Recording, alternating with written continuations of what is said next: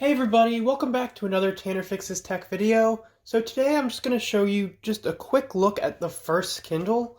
I bought this on eBay a while back. I don't remember what I paid, but it was a pretty good price. So this is the original Kindle that came out in 2007. Just an e-reader Kindle, it's not one of the Kindle Fires. And yeah, we're going to do an unboxing and I'm just going to tell you a little bit about it. So the box is pretty cool. It's designed to look like a book. So you can see it's kind of like got this fake spine here. It says Kindle, and they have this like design of a bunch of just different characters, and that design is present throughout the Kindle as well, which I'll show you. And then it has an elastic band, and you can also see the word Kindle written with letters, which I think is really cool. And then you open it up just like that. I don't know if this is exactly how it was when you bought it new. I'm sure that there was something in here that kind of kept it from wobbling around, but this is the Kindle itself. I'll put that to the side for now. And you can see we have the definition of Kindle written here, which if you owned an older Kindle, you'll also know that some of the older Kindle models, one of the lock screen wallpapers was that same thing where it was like, I think, a picture of someone sitting under a tree reading a book, and there was a definition of Kindle. If you remember that, let me know in the comments. I owned a Kindle DX. It was like the bigger Kindle. I owned that when I was in elementary school until I broke it. So anyways, on this side,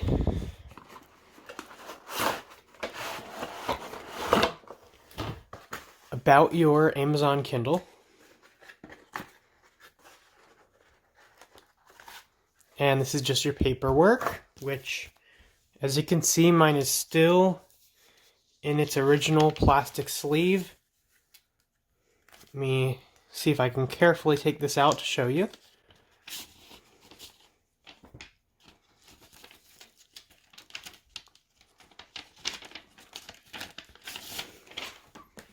So, about your Kindle, this is back when we got massive booklets with everything. So it's just going to show you how to use the Kindle, just, everything. And, license agreement, warranty, that type of stuff. And then, of course, you have your charger. But so the interesting thing about this Kindle is they did not have a connector that would do data and power. They instead did two separate connectors. This was the only Kindle to do this. When they released the second generation Kindle, I don't remember if that was a year later or a few years later, but they used micro USB, which would charge the Kindle and sync the Kindle. But for this first model, they didn't even use micro USB for data. They used mini USB for data transfer. So this is how you would connect it to the computer. It would not charge the Kindle. And then you had a standard DC port to charge the Kindle. So you had to have like a special charger here. I believe this is the original charger that came with it. So if you're looking for a replacement, there you go. I assume it's the original because it fits in this little thing here. And so that's everything that comes in the box. Move that to the side, and here's the star of our show. It came with this case. This was included in the price. The steep price of $3.99, I will add. So this fancy box, experience is understandable when you realize that this was $300. And because of that, it wasn't very big success. It became more successful with the Kindle 2, which dropped the price drastically. I don't remember exactly how much. And today you can get Kindles for I think it's $80 for the base model. And if you really want to, you can get a Kindle Paperweight, like an older one, for $20, $30 on eBay. I used to have a Kindle Paperweight. I loved that thing. I only got rid of it because for reading websites and stuff, it's not ideal. But yeah, I love my Kindle Paperweight. So here's the case. The case is here's the Kindle, sorry. The case is very strange because you can't fold it back. So you're sort of like holding it like this. Which, I mean, I guess that the whole idea is because this was like the first e-reader. Like, at least the first popular one. So they kind of probably wanted to give you that book feel, but there's nothing on this side that you can read, so it just made for this awkward experience. You have this little strap here. You take that off, and then yeah, here was the Kindle. And to make things even stranger, okay, well, also this cover comes off, which is kind of weird because it'll come off when you're taking it out of the case. But to make things stranger, the wireless on and off and the power on and off were on the back, which was completely inaccessible in the case. So the case got a lot of criticism for that. Not to mention it barely holds the Kindle in. Anyways, I'm putting the case aside for now. So yeah, this was $399 when it came out, and it featured this strange shape. It's like a wedge shape, which they claimed made it easier to hold. I guess I can see what they're going at. I don't know. So here's what it looks like from the back. There's that design I was talking about, and you can see it's kind of glossy, so the way it reflects off the light is pretty cool. So yeah, you have your on and off switch, which this is the only Kindle like e-reader ever to have a way to turn it off. Every other like Kindle e-ink e-reader had no way to turn it off. You can restart the Kindle, but there's no way to actually turn it off. When you have it, like when you press the power button, it goes into like a sleep mode, which is so efficient at saving battery that you don't really have to turn it all the way off.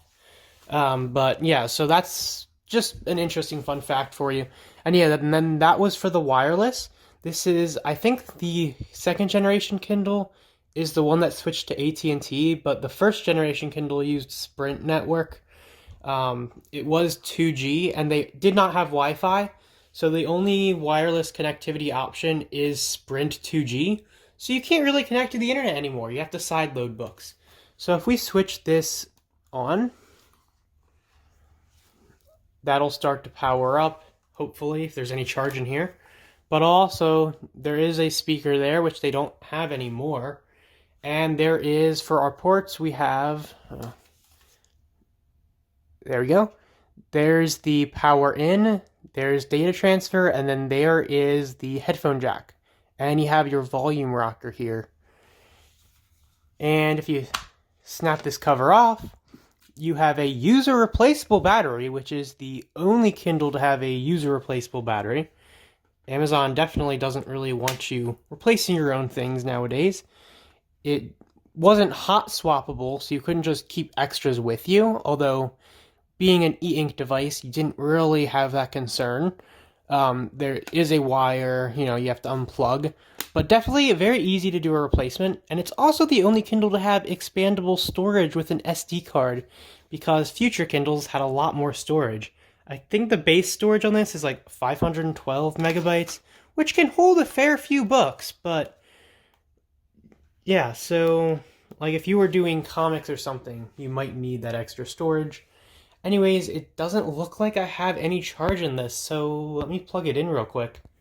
So as you can see, I did charge the Kindle, and you can see it has this bar here, which is used to select different things. Let me see if I can get a close-up of that.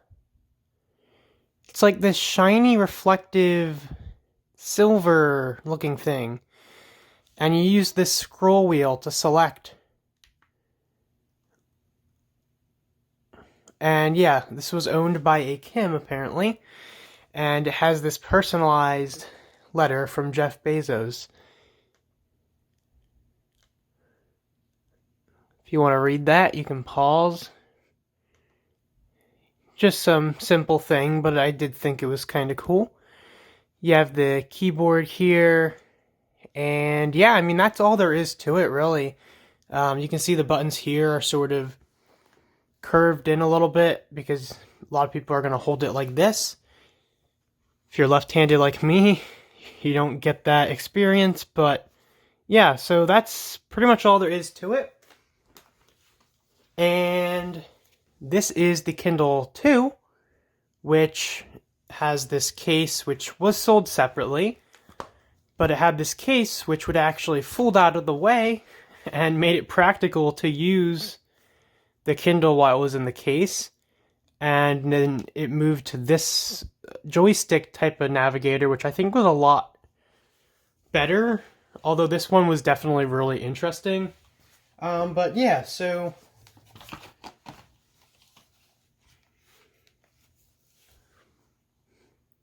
but yeah, so you can see that the design drastically changed from this, whatever the heck that was, to, let's see if I can take this out of the case,